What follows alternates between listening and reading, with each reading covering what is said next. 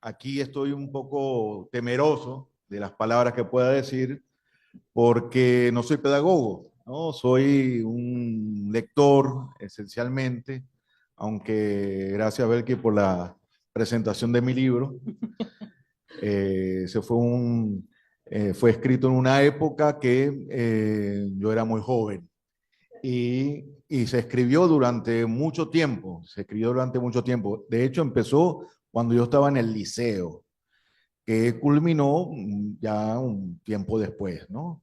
10 años después, una década después. Es decir, una escritura no es fácil. Pero como venimos a hablar de lectoescritura, eh, hay muchas veces, cuando Belke decía o dijo que ella es profesora de literatura, también me agradó más todavía que ese componente que hoy estamos hablando sea uno de los principales. Pero hay una falsa creencia, por ejemplo, que estudiar literatura es para ser después un literato, un escritor o alguien. Nada que ver. Y cuando uno revisa todas estas investigaciones que hay sobre el tema de la lectoescritura, uno se encuentra con una definición muy sencilla. ¿Para qué se lee? ¿No? ¿Para qué se lee? Dice, en definición, para comprender. Y si es para comprender, también lo podemos decir oralmente, ¿no? O sea, de manera oral uno puede decir cosas, interpretar, reflexionar y puede uno comprender a través de la oralidad, ¿verdad? Nosotros además somos un pueblo muy oral, de hecho venimos de un arraigo oral desde nuestros indígenas, nuestros aborígenes, nuestros pueblos originarios y de los pueblos africanos también, es oral, pero la escritura también en nuestro pueblo también estaba, digamos, en su forma en que se expresaba, ¿no? Que era la parte. Iraida Vargas llegó a decirnos en algún momento, llegó a decir que hasta en las vasijas había escritura. Es decir, que no eran ornamentos, sino que eran escrituras. Se estaba diciendo algo. Lo que había que recodificar, eso que estaban en esas vasijas. Tenemos los petroglifos, por supuesto, y otras cosas más. Pero en la historia del libro, como bien lo dijo el ministro, o sea, hablamos de Occidente, generalmente no hablamos ni siquiera de Asia, de China, donde tiene una historia también de la escritura muy importante, pero nosotros hablamos siempre de la Ilíada para acá, de Grecia para acá, es decir, que además la Ilíada, la Odisea, eran historias, literatura oral, y después tuvo que ser escrita. Mucho tiempo después fue escrita, reescrita de hecho. Pero para que entendamos que no es ese el asunto de nosotros poder comprender y que nuestro cerebro tenga un componente adicional que es con la escritura y la lectura, es importante para todo.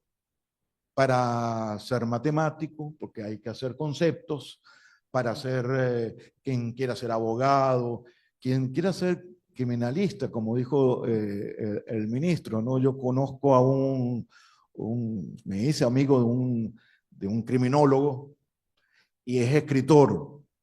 Ha hecho unas novelas porque él dice, él lee los libros de detectives y dice, no, eso no puede ser cierto, eso no, por esa pista nunca iba a llegar a la resolución del conflicto. Y bueno, él se puso a escribir sus historias, ¿no? Entonces, es decir, la escritura tiene que ver y la lectura tiene que ver con toda la vida.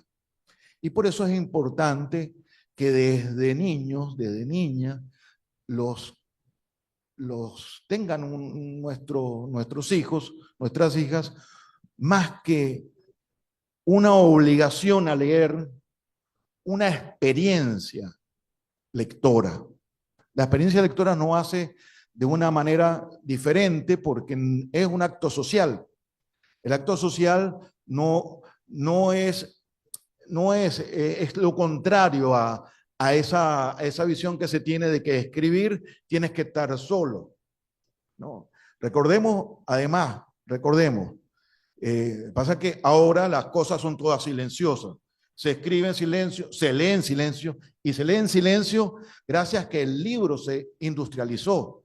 Es decir, el libro empezó a ser un componente esencial en la vida de las personas y empezó a leerse ya en cierta época, después de Gutenberg, a hacerse industrialmente y cada quien podía tener un libro.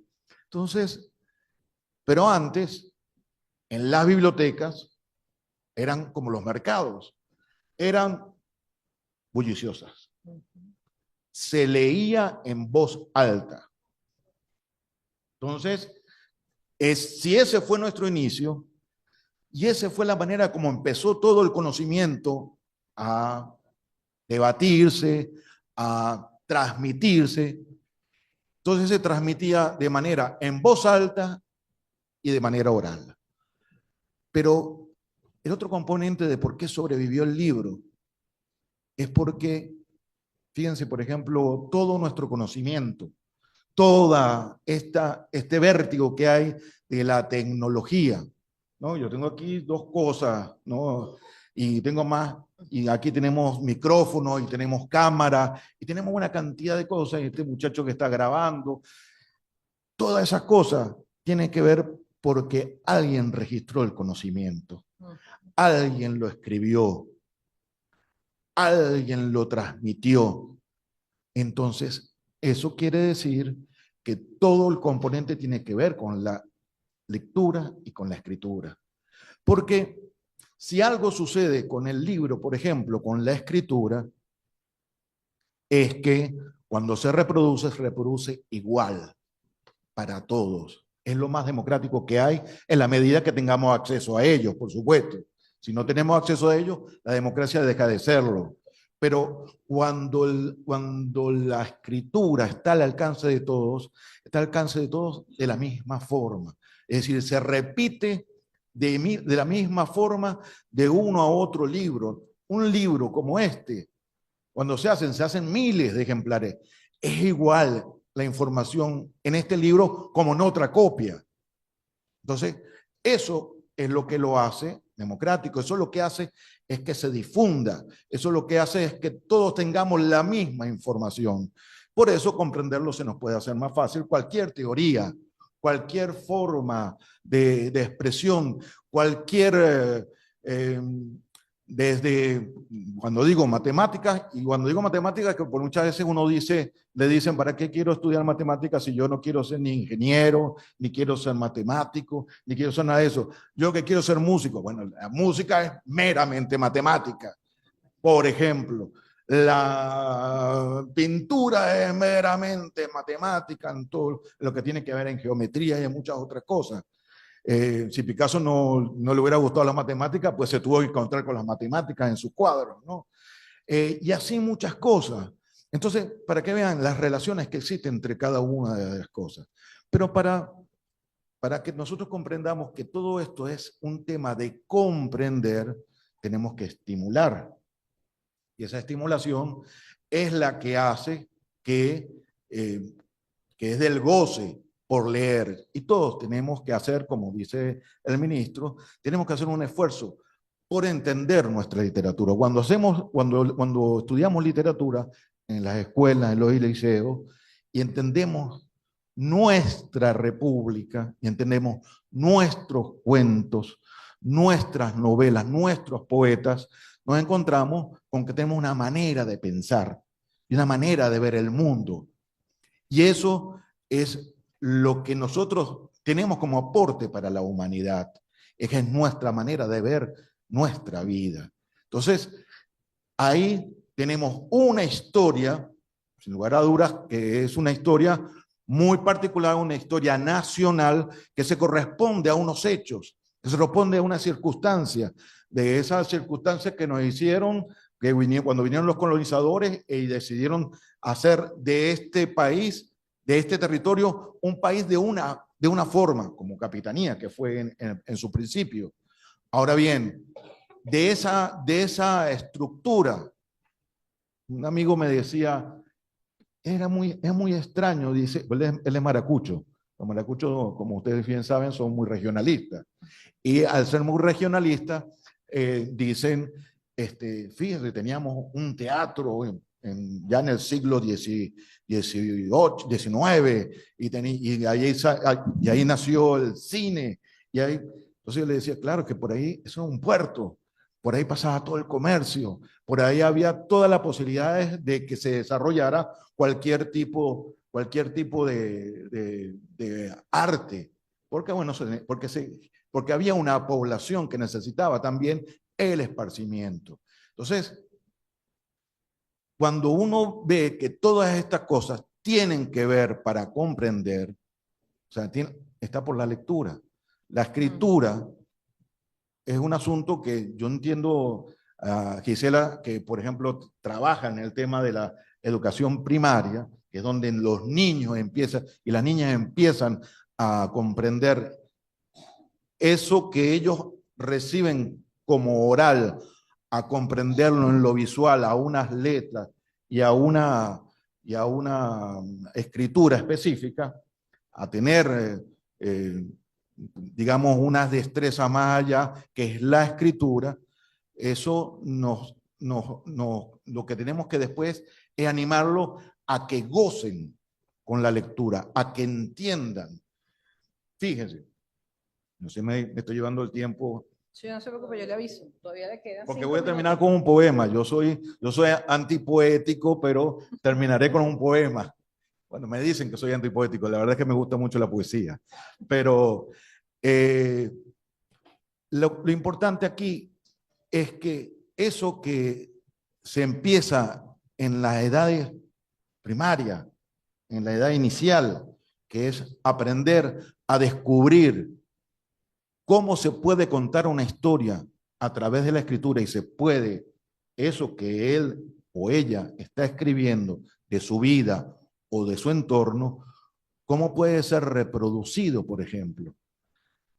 Y eso es algo que hemos faltado todavía, porque muchas veces nos quedamos en la cartelera, nos quedamos en un periódico estudiantil, que yo no sé cómo están esas actividades actualmente, pero entiendo que eso es una actividad que hace que la imaginación de los niños y de las niñas sea diferente, porque van a ver su entorno y van a reproducir lo que ellos entienden de su entorno.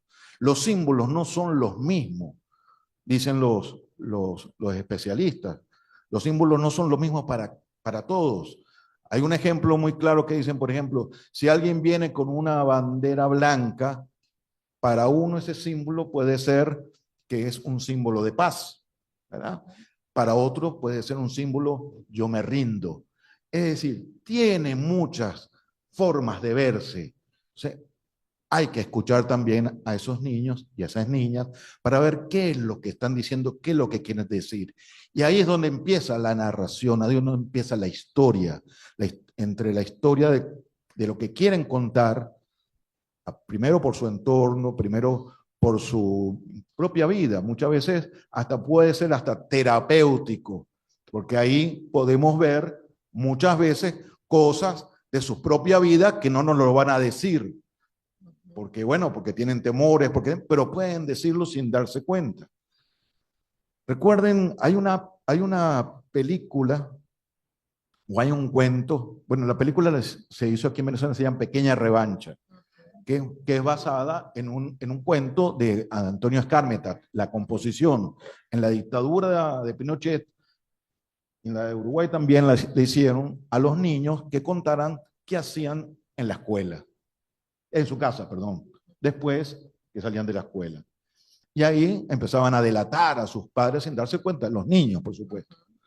Pero el caso es que en Skármeta, el asunto es que él cuenta la historia, el muchachito cuenta la historia, le hace la composición porque se lo piden en la escuela y al final él dice, y bueno, cuando mi padre pone la radio, yo estoy muy cansado y me quedo dormido. No delata a sus padres. Pero para que vean toda la relación social que hay ahí, todo lo que está diciendo a través de un espacio ¿Qué es la escritura? Bueno, que después termina sociabilizándose con la lectura, porque la escritura es única, después se reproduce y la lectura es múltiple. Y ahí es donde nosotros tenemos la riqueza de poder comprender a esas otras personas que pueden revisar y ver esos cuentos, esas historias y las múltiples formas de interpretación. Muchas veces los niños pueden, y hay muchas historias y muchos textos que hablan en contra de los maestros y de contra de los libros de literatura porque dicen que los obligan a entender una cosa.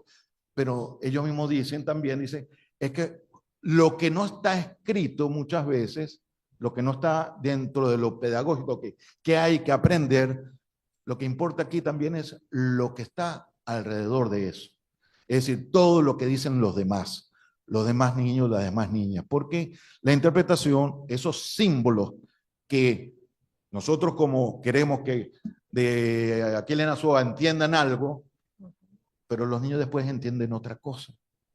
Y eso es lo rico del lenguaje, lo rico de nuestra historia y lo rico de nuestra manera de entender este proceso que tiene, podría decirse hasta creativo, porque es creativo la forma en que hacemos que cada niño aprenda. Hay un método, todos tenemos método. Yo le decía a Vicente hoy que en la literatura todo tiene método, todos escriben ya iguales. Lo que cambia es ciertas formas. Los escritores y las escritoras ya escriben de una manera tal que saben muy bien cómo. Es como las películas de cine. Si ustedes ven las películas de cine, todas se parecen, todas tienen un ritmo, todas tienen, y además todas terminan en 1 hora 45 minutos. Hay un método, y ese método se reproduce. Lo que vale ahí, eso que nosotros estamos interpretando, esos símbolos que nosotros estamos viendo, diferente con los niños, con las niñas, y eso es lo que va a valer para que después podamos contar nosotros mismos nuestras propias historias. Si queremos contar esas historias, hay quienes quieren ser matemáticos, físicos, químicos, es decir, pero para ello hay que leer y hay que escribir, y hay que hacerlo de la mejor manera porque explicar el conocimiento, explicar lo que uno quiere explicar, tiene que hacerlo de la mejor forma para que otros lo puedan entender, para que otros lo puedan comprender. Y como hablamos mucho de Bolívar, y aquí tenemos muchas lemas de Bolívar, hay un poema de Aquilea Nazoa que dice, que titula así, Bolívar en un libro de lectura. No sé si lo conocen. Cuando en su esbelta alfajía surge la aurora mojada para tender su mirada sobre los campos del día, y la temprana herrería despierta el yunque cantor, porque hablar en lengua de amor y por claro y por fecundo se llama entonces el mundo Bolívar, libertador. Cuando obediente el anzuelo derrama el mar en la orilla, sobre la arena amarilla sus pescaditos de hielo, porque nosotros su anhelo, que dar de sí lo mejor, un nombre tiene de honor y un apellido ese mar. Se llama al aire al pasar, Bolívar libertador. Cuando el rescoldo tranquilo de su cesto de costuras, mi madre borda blancuras con su estambres en vilo y palomillas de hilo vuelan a su alrededor. Ese universo de amor a que entonces pertenece se llama, pues lo merece, Bolívar libertador. Cuando el aguacero frío sus rotas cántaras vierte y entre toronjiles convierte las candelas del estío, cuando la tierra es plantío con altas hierbas de olor, ese tiempo labrador que abril cantando inaugura, se llama por su hermosura Bolívar libertador. Mi patria y sus caseríos, sus petróleos torrenciales, sus comarcas vegetales y sus tumultos de ríos, salinas y labrantíos, animales de labor, llanto, júbilo y sudor de esta tierra y de su gente, se llama sencillamente Bolívar libertador. Es Aquilea Nazoa.